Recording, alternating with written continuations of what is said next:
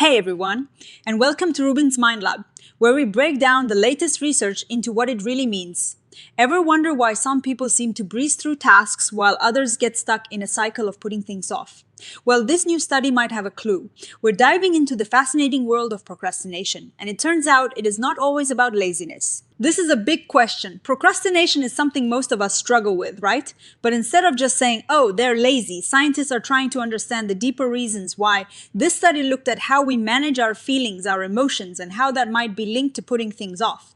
They wanted to see if maybe, just maybe, if we're not great at handling tough emotions, we might use procrastination as a way to avoid them. So how did they figure this out? They gathered a bunch of people and had them fill out surveys. These surveys weren't just asking, do you procrastinate? They went deeper, asking about how people deal with their feelings. This includes things like, when you feel bad, do you try to distract yourself? Do you try to think about it differently? Or do you just try to ignore it?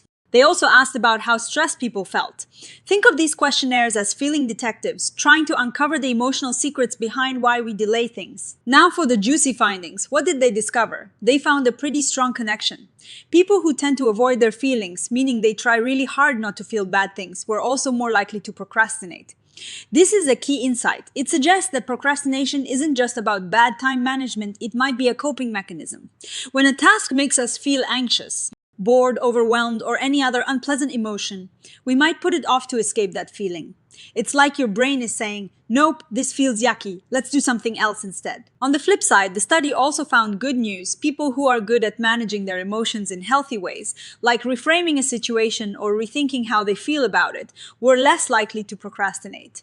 Reappraisal is a fancy term for changing how you think about a situation to change how you feel about it. So, if a task feels daunting, instead of thinking this is impossible, someone using reappraisal might think this is challenging, but I can break it down into smaller steps. This shift in thinking can make the task feel less threatening and therefore less likely to be avoided. Scroll through findings suggest that procrastination may serve as a maladaptive emotion.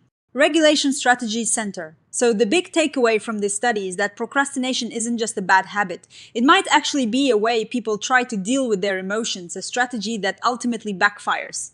It's like trying to put out a fire with gasoline. You might temporarily feel better by avoiding the task, but in the long run, it just makes things worse because the task is still there. And now you might have added anxiety about not completing it. This is a really important shift in perspective. It moves the focus from personal failing to a complex psychological mechanism. Now, as with any research, it is important to remember what this study can tell us. They relied on people's own reports, which means people might not always be perfectly honest or aware of their own emotional processes. Also, it was a cross-sectional design, meaning they looked at things at one point in time. They can say that emotional regulation and procrastination are connected. But they can't definitively say that one causes the other. Maybe people who procrastinate also develop poor emotional regulation, or maybe there is another factor influencing both.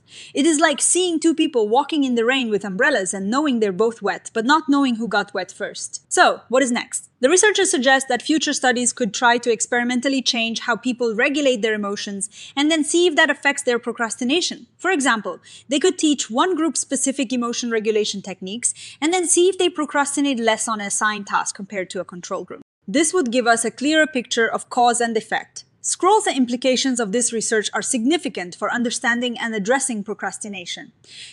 But even with these limitations, the implications of this research are huge. If procrastination is primarily an emotional problem, then the way we try to fix it needs to change. Instead of just telling people to be more disciplined, we might need to focus on helping them develop better emotional regulation skills.